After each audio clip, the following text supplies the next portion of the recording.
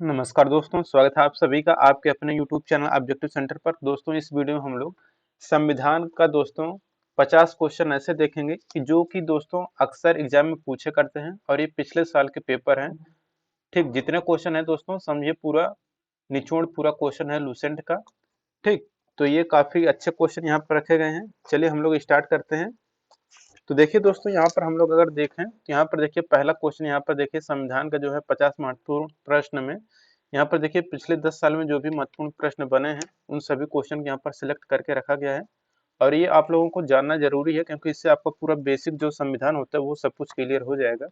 यहाँ पर देखिए दोस्तों, जैसे कि यहाँ पर देखिए पहला क्वेश्चन कहा गया है कि वर्तमान समय में भारतीय संघ में राज्यों और केंद्र शासित प्रदेशों की संख्या क्रमशः कितनी है। तो देखिए ये क्वेश्चन पूछा गया है। तो यहाँ पर मैं बता दूं तो देखिए वर्तमान समय में प्रेजेंट टाइम में दोस्तों राज्य कितने हैं, तो राज्य हैं दोस्तों आपके 28।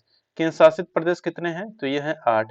यहाँ पर 28 60 यानी कि पहले का यहाँ पर सी आंसर करेक्ट हो जाएगा। क्वेश्चन नंबर 1 का सी आंसर 28 और 8। दूसरा क्वेश्चन यहाँ पर देखिए कह रहा है किस वर्ष गोवा सहित अन्य पुर्तगाली बस्तियों को भारतीय संघ का राज्य क्षेत्र बनाया गया। तो देखिए दोस्तों ये कह रहा है कि गोवा को कब राज्य क्षेत्र बनाया गया या कब राज्य का दर्जा दिया गया, ऐसा यहाँ पर क्वेश्चन बन रहा है। तो ये हुआ है दोस्तों 1961 में हुआ था। ठीक, तो 1961 में हुआ था और ये दोस्तों सैन्य कार्यवाही के द्वारा मिलाया गया था। ठीक, तो सैन्य कार्यवाही के द्वारा कहेगा। ऐसा क्वेश्चन ये भी पूछता है कि वह कौन सा राज्य है जो सैन्य कार्यवाही के द्वारा भारतीय संघ का राज्य क्षेत्र बनाया गया, तो है दोस्तों आपका गोवा। ये किसका सैन्य कार्यवाही या इसी को बोलते हैं ऑपरेशन विजय। ठीक, तो ऑपरेशन विजय द्वारा यहाँ पर गोवा को मिलाया गया सैन्य कार्रवाई के द्वारा। ठीक, अब देखिए यहाँ पर तीसरा क्वेश्चन कह रहा है कि 500 से अधिक रजवाड़ों यानी कि देशी रियासत के भारत में विलय के लिए कौन उत्तरदायी था। यानी कि 500 से अधिक जो रजवाड़े थे और यानी कि देशी रियासत थी उनको भारत में कौन मिलाया मिलाया तो वो मिलाए थे दोस्तों सरदार वल्लभ भाई पटेल मिलाए थे। ठीक, इनका योगदान काफी ज्यादा रहा। अब देखिए के एम मुंशी कौन थे, तो देखिए के एम मुंशी ने ये चीज कहा था जब प्रस्तावना यानी कि जब संविधान मतलब संविधान सभा का गठन हुआ था और उसमें प्रस्तावना जो थी संविधान में, और उसमें कहा गया था प्रस्तावना में के एम मुंशी ने कहा था कि जो प्रस्तावना है वह भारतीय राजनीति की जन्म कुंडली है। ठीक, तो भारतीय राजनीति की जन्म कुंडली किसने कहा था प्रस्तावना को, तो वह है के एम मुंशी। भीमराव अम्बेडकर दोस्तों इन्होंने संविधान का निर्माण किया था और इन्होंने दोस्तों कहा था कि संविधान सभा मतलब संविधान का जो प्रस्तावना है, ठीक, यानी कि सॉरी इसमें जो आर्टिकल 32 है यानी कि आर्टिकल 32 को भीमराव अंबेडकर ने संविधान की आत्मा कहा था। ठीक, तो संविधान की आत्मा आर्टिकल 32 को भीमराव अंबेडकर कहे थे। ठीक, तो ये देखिए अब सरदार वल्लभ भाई पटेल जो थे 500 से अधिक रजवाड़ों यानी कि देशी रियासत को विलय किए थे भारत में। सरदार बलदेव सिंह कौन थे, तो देखिए जो सरदार बलदेव सिंह थे यह स्वतंत्रता सेनानी और सिख नेता थे। ठीक, और ये भारत के पहले जो है रक्षा मंत्री थे। ठीक, तो भारत के प्रथम रक्षा मंत्री कौन थे, तो सरदार बलदेव सिंह। और ये कौन थे, तो स्वतंत्रता सेनानी और सिख नेता थे। और देखिए चौथा क्वेश्चन यहाँ पर कह रहा है कि लोकतंत्रात्मक गणराज्य किस देश के संविधान से लिया गया है। तो देखिए दोस्तों लोकतंत्रात्मक गणराज्य की बात कर रहा है, तो देखिए जो लोकतंत्रात्मक गणराज्य है दोस्तों यह लिया गया था फ्रांस से। ठीक, और देखिए आप लोग एक भी चीज पढ़ते होंगे कि स्वतंत्रता, ठीक, स्वतंत्रता सॉरी समानता, स्वतंत्रता एवं बंधुत्व एवं बंधुत्व, ये जो शब्द है दोस्तों ये भी आपका फ्रांस से ही लिया गया था। ठीक, तो लोकतंत्रात्मक गणराज्य कहाँ से लिया गया है, यह लिया गया है फ्रांस से। और समानता स्वतंत्रता एवं बंधुत्व ये भी फ्रांस से लिया गया था। और देखिए ये कनाडा से क्या लिया गया है, तो राष्ट्रपति शासन जो है दोस्तों, राष्ट्रपति शासन। ठीक, तो राष्ट्रपति शासन दोस्तों ये लिया गया है कनाडा से। आयरलैंड के सिद्धांत से दोस्तों राज्य के नीति निर्देशक तत्व लिए गए हैं। ठीक, तो राज्य के नीति निर्देशक तत्व कहाँ से लिए गए हैं, तो ये लिए गए हैं आयरलैंड से। ठीक, ये हो गया।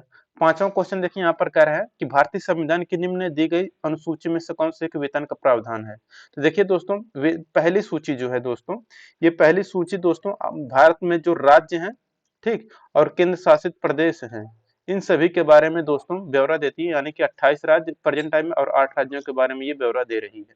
ठीक, पहली सूची के अंतर्गत राज्य और केंद्र शासित प्रदेशों के बारे में बताया गया है और 28 राज्य हैं वर्तमान समय में और 8 केंद्र शासित प्रदेश हैं। दूसरी दोस्तों ये है आपका वेतन से संबंधित, तीसरा जो है आपका शपथ से संबंधित है और जो चौथा है दोस्तों ये आपका राज्यसभा में सीटों के आवंटन से संबंधित है।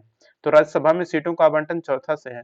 ठीक, अब देखिए यहाँ पर छठा क्वेश्चन है कि संविधान की अनुसूची 6 में अनुसूचित जनजाति के लिए विशेष राज्य का प्रावधान किया गया है। तो देखिए दोस्तों, एक संविधान की अनुसूची 6 में अनुसूचित जनजाति के लिए जो विशेष राज्य का प्रावधान किया गया है दोस्तों, ये किया गया है। देखिए आप लोग याद करिएगा, अनुसूची 6 में जो है ये इसको याद रखने का तरीका है दोस्तों एटीएम स्क्वायर। ठीक, एटीएम स्क्वायर ए से देखिए यहाँ पर है आपका असम, ठीक, टी से हो जाएगा आपका त्रिपुरा और देखिए एम से हो जाएगा आपका मिजोरम, ठीक, और आपका हो जाएगा एम से मेघालय। इन 4 राज्यों को विशेष प्रावधान किया गया अनुसूची 6 के अंतर्गत। ठीक, तो इसे आप लोग याद रखिएगा, असम, त्रिपुरा, मेघालय और मिजोरम अनुसूची 6 में विशेष राज्य का प्रावधान किया गया है। असम, त्रिपुरा, मेघालय और मिजोरम को याद रखने का तरीका एटीएम स्क्वायर, यानी कि एम यहाँ पर 2 बार हो जाएगा, मिजोरम और मेघालय। जिन पे मात्रा आएगा दोस्तों वही आपको लेना है। यहाँ पर मणिपुर यहाँ पर याद रखिएगा नहीं होगा, क्यों? क्योंकि यहाँ पर मैं के ऊपर कोई मात्रा नहीं है, इसलिए यहाँ पर मणिपुर मत लीजिएगा। ठीक, मात्रा वाला भी यहाँ पर लिया जाएगा मात्र। इस तरह से आप अपना ट्रिक याद करिएगा। सातवां क्वेश्चन है कि संविधान की 12वीं अनुसूची निम्नलिखित में से किससे संबंधित है? तो देखिए जो 12वीं अनुसूची है दोस्तों, ये आपका दोस्तों है नगर पालिका से संबंधित।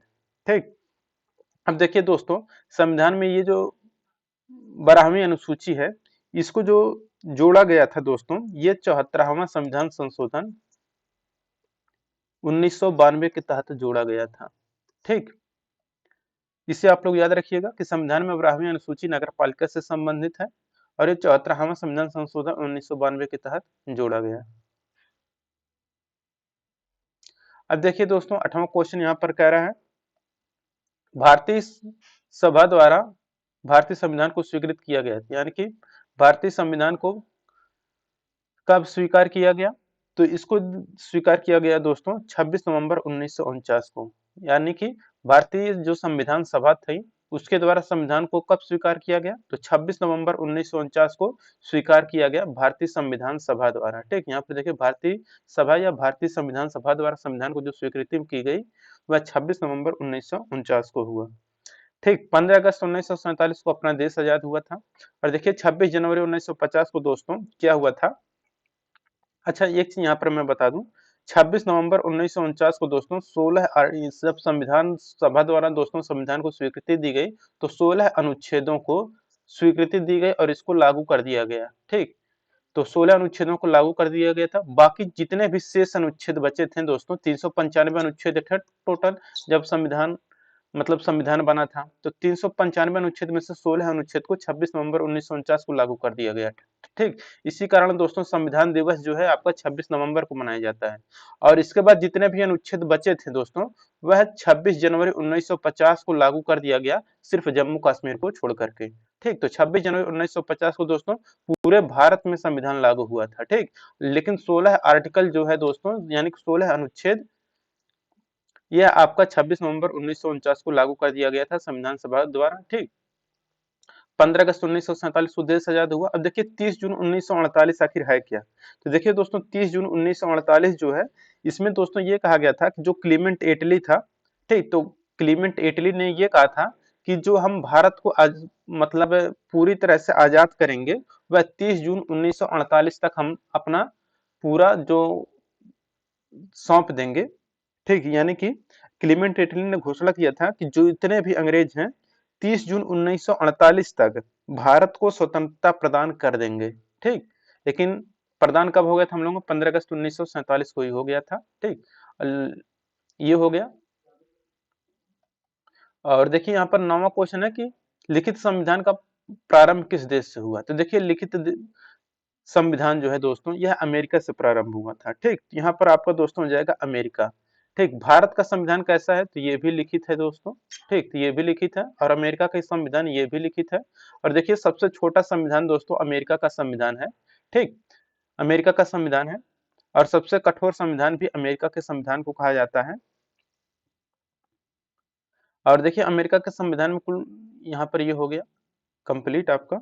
अब देखिए आगे क्या है। अच्छा, ब्रिटेन का संविधान के बारे में मैं बता दूं तो देखिए जो ब्रिटेन का संविधान है वह अलिखित है, ठीक है, यानी कि ये लिखित रूप में नहीं है, अलिखित है।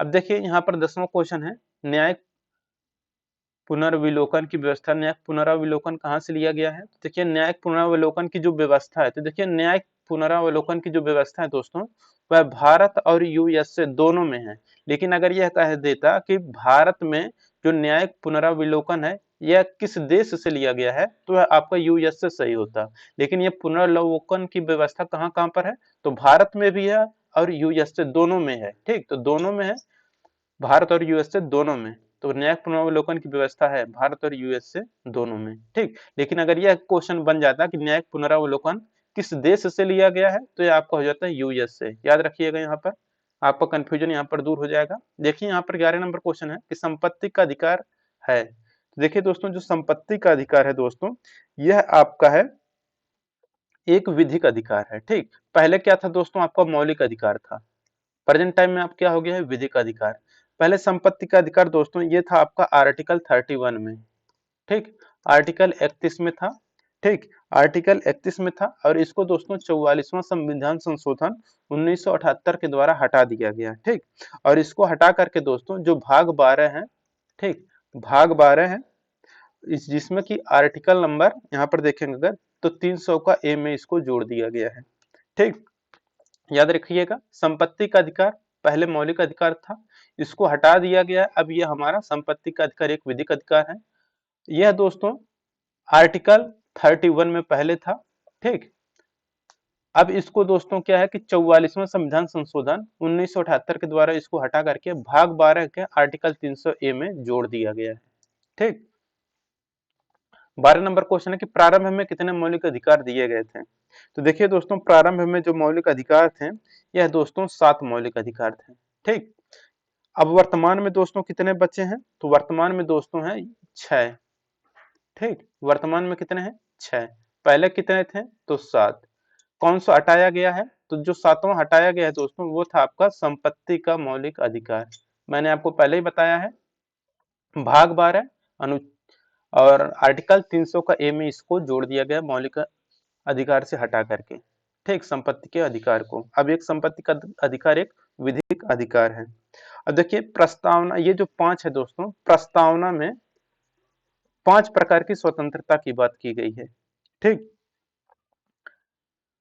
13 नंबर क्वेश्चन है कि निम्नलिखित में से कौन से मद भारत के संविधान की समवर्ती सूची में है। तो देखिए समवर्ती सूची में जो है वो आपको बताना है। तो देखिए दोस्तों, समवर्ती सूची में जो आपका है वह दोस्तों आपका जनसंख्या नियंत्रण एवं परिवार नियोजन, ठीक। देखिए समवर्ती सूची कितने प्रकार की होती है, तो सूची दोस्तों यहाँ पर हैं 4 प्रकार के हैं। एक तो देखिए दोस्तों आपका है संघ सूची, ठीक। दूसरा है आपका राज्य सूची, तीसरा है आपका समवर्ती सूची, ठीक। चौथा है आपका अवशिष्ट सूची, ठीक। संघ सूची दोस्तों जिसमें केंद्र सरकार का पूरा नियंत्रण होता है, इसमें टोटल दोस्तों 100 सब्जेक्ट हैं, यानी कि 100 विषय हैं। राज्य सूची में दोस्तों यहाँ पर देखेंगे तो 61 विषय हैं। समवर्ती सूची में दोस्तों यहाँ पर 52 विषय हैं, जिनका की वर्णन दोस्तों संघ सूची, राज्य सूची और समवर्ती सूची में नहीं है, उसको अवशिष्ट सूची में रखा जाता है। तो ये हो गया दोस्तों इसके बारे में। 14 नंबर क्वेश्चन यहाँ पर देखिए करें, भारत के संविधान में कौन सी एक अनुसूची में दल बदल कानून विषयक प्रावधान है। तो देखिए दोस्तों, दल बदल जो कानून है दोस्तों यह आपका है 10वीं अनुसूची में, ठीक। तो 14 का यहाँ पर दोस्तों डी आंसर करेक्ट हो जाएगा, 10वीं अनुसूची। दूसरी में क्या है दोस्तों, मैंने आपको पहला है बताया कि वेतन, वेतन दो, जैसे अगर आप किसी से मांगना चाहते हैं तो कहते हो आप पैसे दो, तो यानी कि वेतन दो, वेतन के बारे में जिक्र किसमें किया गया है, दूसरी अनुसूची। 5वीं अनुसूची में देखिए यहाँ पर क्या है कि 5वीं अनुसूची में बताया गया है कि एससी या एसटी के प्रशासन एवं नियंत्रण संबंधी प्रावधान किए गए हैं 5वीं अनुसूची में। 8वीं दोस्तों, 8वीं अनुसूची में यहाँ पर भाषा के बारे में जिक्र किया गया है, जो 22 भाषाएं हैं, ठीक। देखिए यहाँ पर 15 नंबर क्वेश्चन है कि भूमि सुधार किस सूची के अंतर्गत आता है।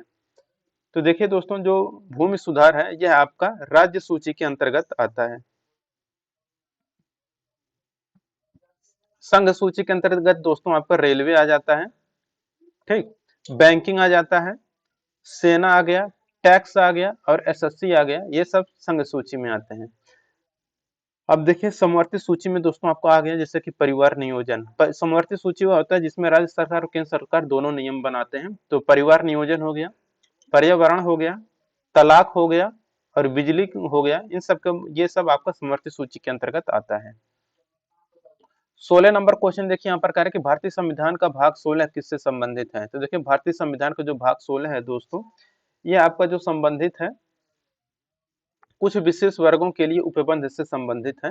प्रशासनिक अधिकरण देखिए जो अधिकरण है यह आपका 14 का क में पड़ता है, आर्टिकल 14 सॉरी भाग 14 का क में। अखिल भारतीय सेवा ये आता है दोस्तों आपका भाग 14 में। ये देखिए वित्त आयोग जो है आपका, ये आपका है दोस्तों भाग 12 में लगभग आ जाता है, ठीक। 17 नंबर क्वेश्चन है, निम्नलिखित में से किसने भारतीय संविधान की प्रस्तावना हमारे संप्रभु गणतंत्र की जन्म कुंडली है कहा था। तो ये कहे थे दोस्तों के एम मुंशी बोले थे, ठीक। तो इसका यहाँ पर डी आंसर करेक्ट हो जाएगा। देखिए जवाहरलाल नेहरू देखिए क्या कहते हैं कि जो आर्टिकल 19 है, ठीक, आर्टिकल 19 है, इन्होंने संविधान की आत्मा कहा था, ठीक। जबकि दोस्तों जो भीमराव अंबेडकर थे उन्होंने कहा था कि आर्टिकल 32 जो कि था संवैधानिक उपचारों का अधिकार, उसको संविधान की आत्मा बोले थे भीमराव अंबेडकर। जबकि जवाहरलाल नेहरू संविधान की आत्मा आर्टिकल 19 को बोले थे, ठीक। ये हो गया। देखिए 18 नंबर क्वेश्चन है, निम्नलिखित में से किसने भारतीय संविधान की प्रस्तावना को वृद्धावस्था का प्रलेख कहा था। तो देखिए भारतीय संविधान की प्रस्तावना को वृद्धावस्था का जो प्रलेख कहा था वह अर्नेस्ट वारकर थे, ठीक। तो इसका यहाँ पर भी आंसर करेक्ट हो जाएगा, अर्नेस्ट वारकर। डॉक्टर सुब्बा राव देखिए यहाँ पर जो है इन्होंने कहा था कि जो प्रस्तावना है यह संविधान के लक्ष्यों एवं उद्देश्यों का संक्षिप्त वर्णन है, ये बोले थे डॉक्टर सुब्बा राव। अब देखिए यहाँ पर भारत का राष्ट्रीय ध्वज में किसका प्रतीक है, चक्र जो है, यहाँ पर जो साइकिल है जो 24 तीलियां होती हैं, इसमें कह रहा है जो चक्र है दोस्तों ये किसका प्रतीक है। तो यह दोस्तों आपका न्याय का प्रतीक है, ठीक। देखिए भारत के राष्ट्रीय ध्वज में तीलियां कितनी होती हैं, तो देखिए 24 तीलियां होती हैं। अब देखिए दोस्तों भारत का जो झंडा होता है, ठीक, यहाँ पर इस तरह से जैसे ये है आपका भारत का झंडा, तो इसके लंबाई और चौड़ाई, तो देखिए यहाँ पर इसका लंबाई रहता है 3 और इसका चौड़ाई रहता है आपका 2, यानी कि लंबाई और चौड़ाई का अगर रेशियो पूछा जाए झंडे का कितना होता है तो 3:2। अगर ये पूछा जाए चौड़ाई और लंबाई का अनुपात कितना होता है तो 2:3। याद रखिएगा इससे, ये अक्सर पूछ लेता है। अब देखिए 21 नंबर क्वेश्चन यहाँ पर करें कि संविधान सभा में किस देशी रियासत के प्रतिनिधित्व ने भाग नहीं लिया था। देखिए संविधान सभा के निर्माण के समय दोस्तों जिस देशी रियासत ने संविधान सभा में भाग नहीं लिया था वह था दोस्तों यहाँ पर हैदराबाद। तो 21 का दोस्तों यहाँ पर आपका करेक्ट हो जाएगा हैदराबाद, ठीक।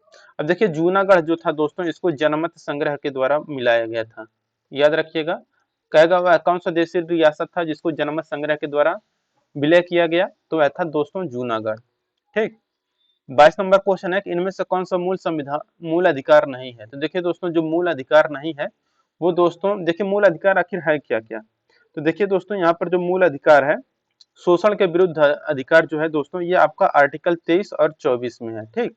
समान कार्य के लिए समान वेतन, ये आपका दोस्तों पड़ता है आपका नीति निदेशक तत्व, राज्य के नीति निदेशक तत्व में आता है। यानी कि इसमें राज्य के नीति निदेशक तत्व में यह कहा गया है कि राज्य नागरिकों के लिए समान कार्य के लिए समान वेतन निर्धारित करेगा, ऐसा राज्य के नीति निर्देशक तत्व में उल्लेख किया गया है, ठीक। तो ये आपका देखिए समान कार्य के लिए समान वेतन, ये आपका पड़ता है दोस्तों आर्टिकल 39 का डी में, ये बात कहा गया है समान कार्य के लिए समान वेतन। तो ये आपका राज्य के नीति निर्देशक तत्व के अंतर्गत आता है। कानून के समक्ष समानता दोस्तों ये जो है आपका आर्टिकल 14 से 18 के अंतर्गत आता है। धार्मिक स्वतंत्रता का जो अधिकार दोस्तों ये 25 से 28 के अंतर्गत आता है, ठीक। अब देखिए यहाँ पर है दोस्तों मौलिक अधिकार का संरक्षक कौन है। तो देखिए मौलिक अधिकार जो संरक्षक है दोस्तों वह आपका सर्वोच्च न्यायालय यानी कि सुप्रीम कोर्ट है। 24 नंबर क्वेश्चन है वह कौन सा मूल अधिकार है जो संविधान के आर्टिकल 352 अनुच्छेद के अंतर्गत उद्घोषित आपात में भी स्थापित नहीं किया जा सकता है। तो देखिए आर्टिकल 352 अनुच्छेद के अंतर्गत उद्घोषित आपात में भी स्थापित नहीं किया जा सकता है, वह रहता है आर्टिकल 20 और 21। 24 यहाँ पर सी आंसर करेक्ट हो जाएगा। 25 नंबर क्वेश्चन है कि 42वां संविधान संशोधन के माध्यम से भारतीय संविधान में मौलिक कर्तव्य सम्मिलित किए गए हैं। तो देखिए 42वें संविधान संशोधन के द्वारा मौलिक कर्तव्य जो ऐड किए गए थे दोस्तों, वह 10 मौलिक कर्तव्य को जोड़ा गया था। ठीक, और ये कब जोड़ा गया था दोस्तों? तो 1976 में जोड़ा गया था।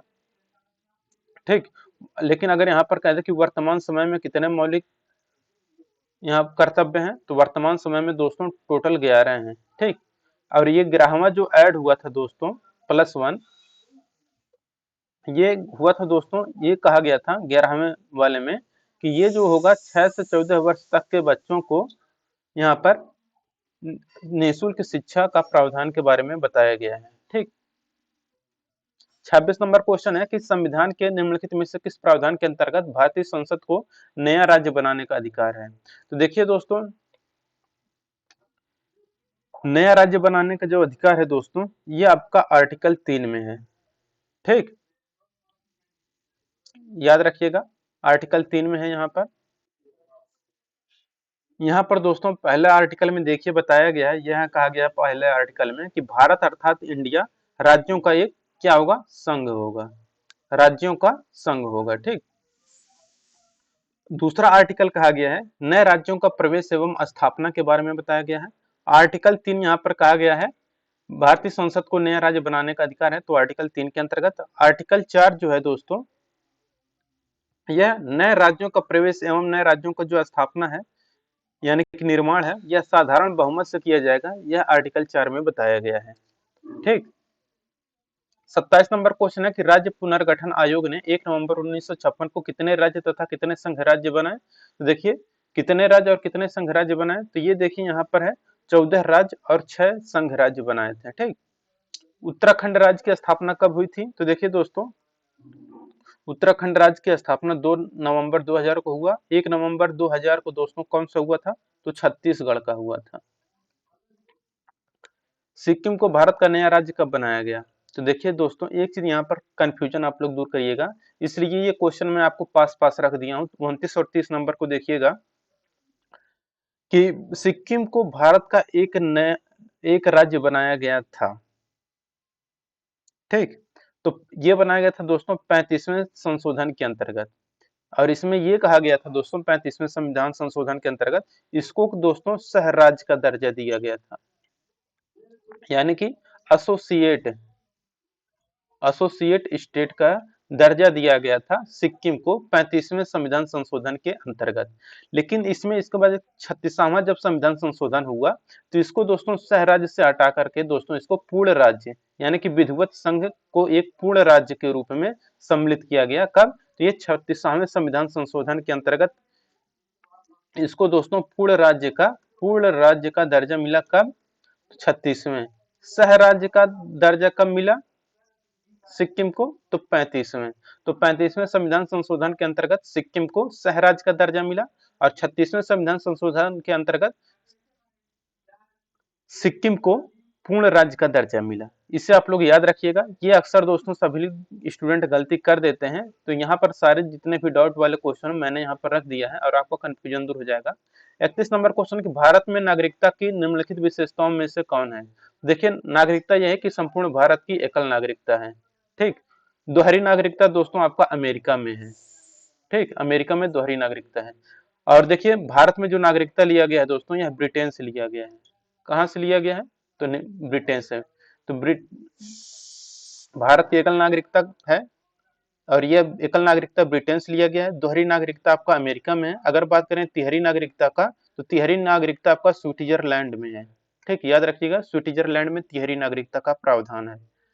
भारतीय नागरिकता नहीं प्राप्त की जा सकती है। तो देखिए दोस्तों, भारतीय नागरिकता जो नहीं प्राप्त की जा सकती है वह भारतीय बैंक में अगर आप धन जमा यानी कि पैसे जमा कर दें तो आपको इससे नागरिकता प्राप्त नहीं होगी। ठीक, बाकी जन्म द्वारा, देशीकरण द्वारा और किसी भूभाग के सम्मेलन द्वारा ये आपको प्राप्त हो जाएगा, लेकिन भारतीय बैंक में धन जमा करके आप अपना भारतीय नागरिकता प्राप्त नहीं कर सकते हैं।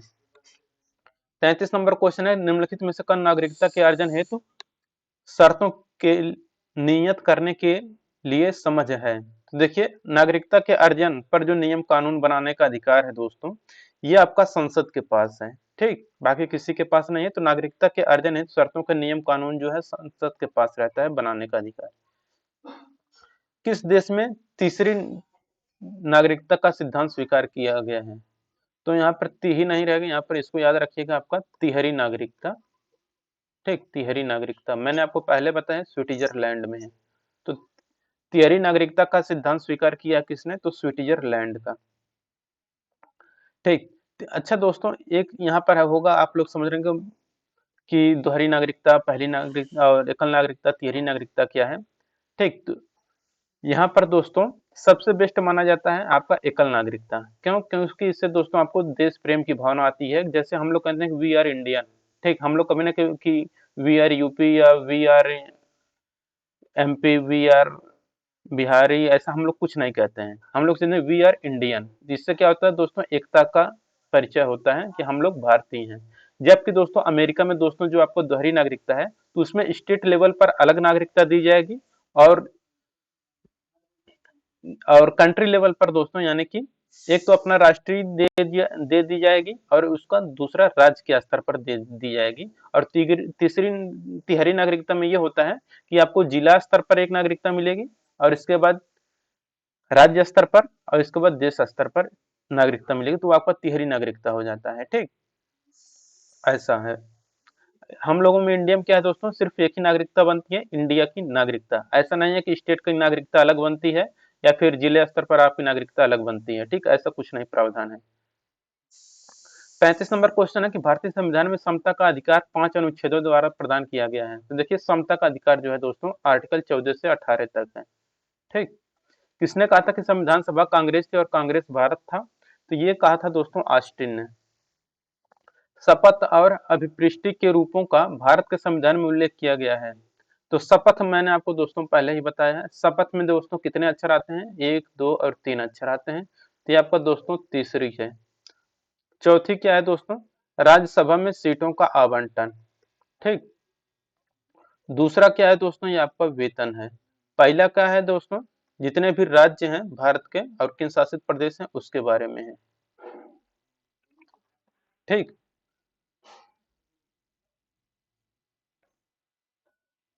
तो ये हो गया। ये दोस्तों अनुसूची के बारे में बताया गया था।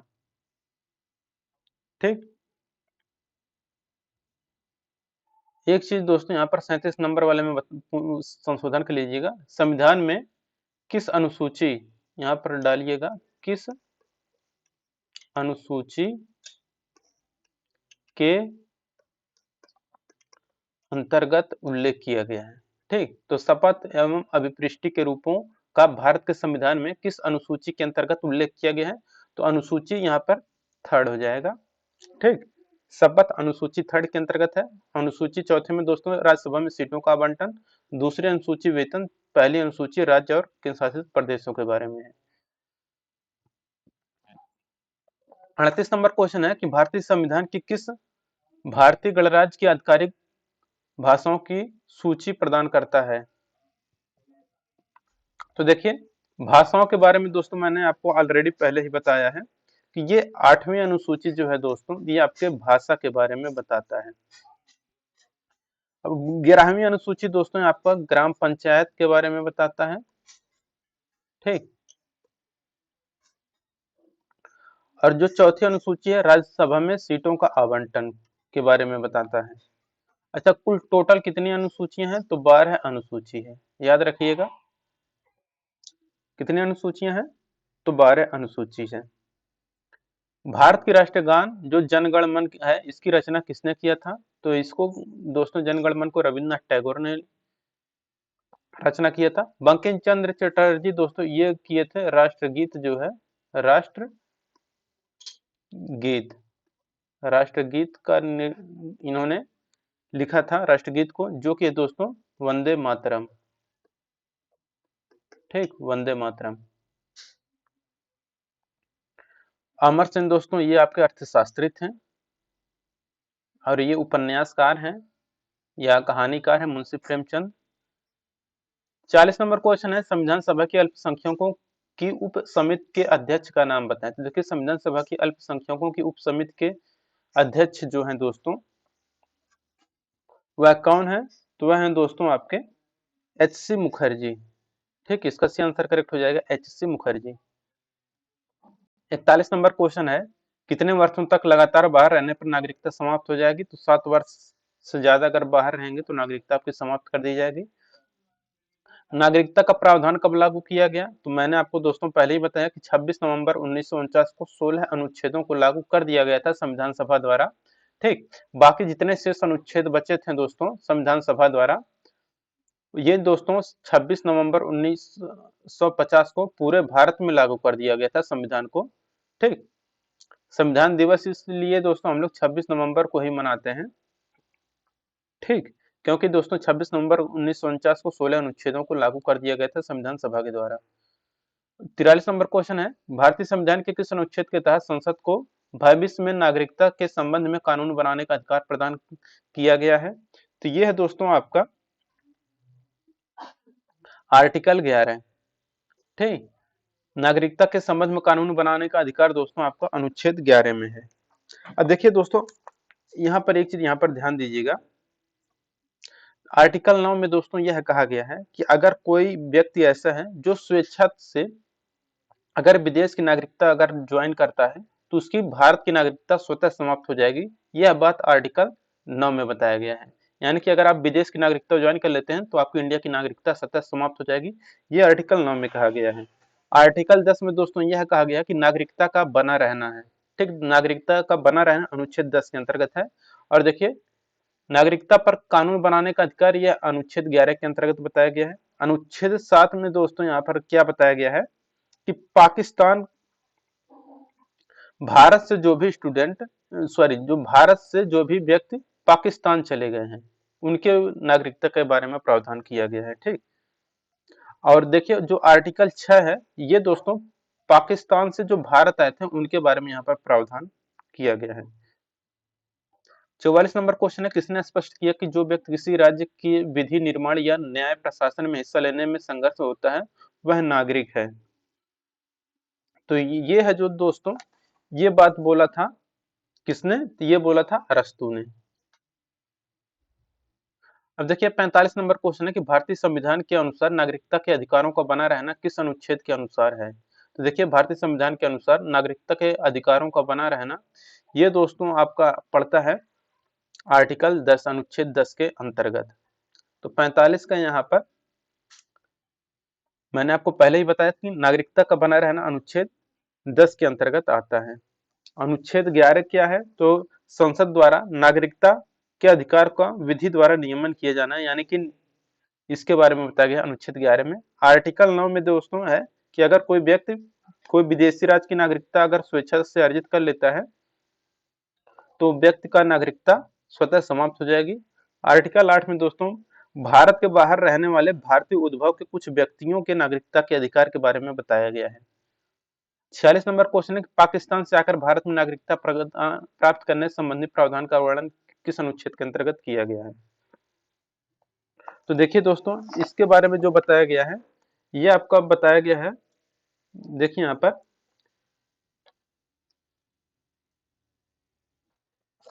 आर्टिकल 6 में। ठीक, तो अगर आप पाकिस्तान से अगर आप इंडिया आ रहे हैं तो ये आपका आर्टिकल 6 बताएगा। अब देखिए आर्टिकल 7 में क्या है? तो आर्टिकल 7 में ये बताया गया है कि अगर कोई व्यक्ति इंडिया से अगर पाकिस्तान में आता है उसके बाद इंडिया से पाकिस्तान में गया उसके बारे में है। ठीक, ये आर्टिकल 7 के बारे में। आर्टिकल 8 देखिए क्या कह रहे हैं, भारत के बाहर रहने वाले भारतीय उद्भव के कुछ व्यक्तियों के नागरिकता संबंधी प्रावधान बने। आर्टिकल 9 क्या कहते हैं कि अगर कोई व्यक्ति विदेश की नागरिकता ज्वाइन कर लेता है ठीक उसकी भारत की नागरिकता स्वतः समाप्त हो जाएगी। अनुच्छेद 11 कहता है कि नागरिकता के अधिकार का विधि द्वारा नियमन किया जाएगा, यानी कि नागरिकता कानून बनाने का अधिकार के बारे में यहाँ पर 11 में बताया गया है। 47 नंबर क्वेश्चन है, किस समिति ने प्रवासी भारतीय दिवस 9 जनवरी को मनाने की सिफारिश की? तो देखिए 9 जनवरी को प्रवासी भारतीय दिवस मनाने की जो सिफारिश की गई थी यह बताया गया था एलएम सिंघवी समिति के द्वारा। तो यहाँ पर एलएम सिंधवी समिति हो जाएगा। ठीक। अच्छा, लोढ़ा समिति क्या है दोस्तों, इसके बारे में मैं बता दूं। तो देखिए, लोढ़ा समिति ये कहा था कि बीसीसीआई जो क्रिकेट से संबंधित बीसीसीआई है, इसमें संरचनात्मक गुणों, संरचनात्मक सुधारों का सुझाव देना। ठीक, ये लोढ़ा समिति ने किया था। तो लोढ़ा समिति ने क्या कहा था कि बीसीसीआई ने संरचनात्मक सुधारों को सुझाव दिया था ताकि भारतीय क्रिकेट की दुनिया में नियंत्रण एवं संतुलन बना रहे। यह दोस्तों लोढ़ा समिति के अंतर्गत ये बोला गया था। 48 नंबर है यहाँ पर कि भारतीय संविधान में राज्य के नीति निर्देशक सिद्धांतों या तत्वों की संकल्पना किस देश से लिया गया है। तो देखिए, राज्य के नीति निर्देशक तत्व हैं जो दोस्तों, इसको लिया गया है दोस्तों आयरलैंड के संविधान से।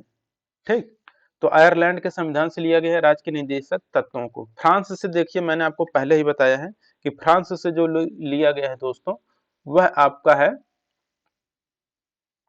यहाँ पर लोकतंत्रात्मक गणराज्य। ठीक, तो लोकतंत्रात्मक गणराज्य, और देखिए 3 शब्द हैं, समानता, स्वतंत्रता और बंधुत्व, ये फ्रांस से लिए गए हैं। ठीक, यूएस, अब देखिए यहाँ पर यूएस से क्या लिए गए हैं, तो यूएस यानी कि अमेरिका से दोस्तों आपके मौलिक अधिकार लिए गए हैं। ठीक, तो ये हो गया दोस्तों इसके बारे में। अब देखिए 49 नंबर क्वेश्चन यहाँ पर कह रहा है कि नागरिकता से संबंधित निम्नलिखित उपबंधों पर विचार कीजिए, कौन सा कथन सत्य नहीं है। तो इसमें दोस्तों राज्य सरकार भी नागरिकता प्रदान कर सकती है, ये कथन बिल्कुल गलत है। बाकी नागरिकता संघ सूची का विषय है। नागरिकता में एकल भारत की एकल नागरिकता, ये भी नागरिकता संबंधी नियम बनाने उन्हें लागू करने का अधिकार संसद को प्राप्त है, ये सभी सही है। जबकि राज्य सरकार भी नागरिकता प्रदान कर सकती है, यह गलत है। मूल संविधान में कितने राज्यों को कितने वर्गों में रखा गया था। तो देखिए, मूल संविधान में दोस्तों 4 राज्य थे। एक था दोस्तों ग्रुप ए था, एक ग्रुप बी था, एक ग्रुप सी था और एक ग्रुप डी था। तो ये 4 ग्रुपों में बांटा गया था दोस्तों। अब यहाँ पर देखिए, इन 4 ग्रुपों में दोस्तों, ग्रुप ए में दोस्तों 9 थे, ग्रुप बी में 8 प्रशासकीय इकाई थी, और सी वाले में 9 प्रशासकीय इकाई थी, और डी वाले में 1 प्रशासकीय इकाई थी। इसमें दोस्तों टोटल दोस्तों 275 देशी रियासत थी। अब बी वाले में 261 था, और सी वाले में दोस्तों यहाँ पर 61 देशी रियासत, और यहाँ पर एक वाले में यहाँ पर सिर्फ अंडमान निकोबार द्वीप समूह था। ठीक, तो यहाँ पर एक प्रशासक थे। तो दोस्तों यहाँ पर ये 50 क्वेश्चन कंप्लीट हो गए। तो दोस्तों ये कुछ इंपॉर्टेंट क्वेश्चन थे जो कि आपके एग्जाम के दृष्टि से दोस्तों काफी महत्वपूर्ण प्रश्न थे। और भी अगर ऐसे प्रश्न देखना चाहते हैं दोस्तों काफी इंपॉर्टेंट और ऐसे डिटेल में क्वेश्चन, तो आपको दोस्तों कमेंट करना है और अपने दोस्तों को इस वीडियो को शेयर करना है। ठीक, और देखिए दोस्तों, इसका अगर आप लोग पीडीएफ डाउनलोड करना चाहते हैं तो पीडीएफ का लिंक आपको डिस्क्रिप्शन बॉक्स में दे दिया गया है, या फिर objectivecenter.in ऑफिशियल वेबसाइट पर आएंगे दोस्तों। यहाँ पर दोस्तों नीचे जाएंगे तो यहाँ पर एक सेक्शन दिखेगा, यहाँ पर जनरल नॉलेज का। तो जनरल नॉलेज वाले सेक्शन में जाके यहाँ से आप अपना प्रश्न डाउनलोड कर सकते हैं। वीडियो अच्छा लगा वीडियो को लाइक करिए और अपने दोस्तों के साथ शेयर करिए, व्हाट्सएप ज्वाइन करिए और टेलीग्राम ज्वाइन करिए, यहाँ से भी आप अपना पीडीएफ प्राप्त कर सकते हैं। मिलेंगे नेक्स्ट वीडियो में। Thank you.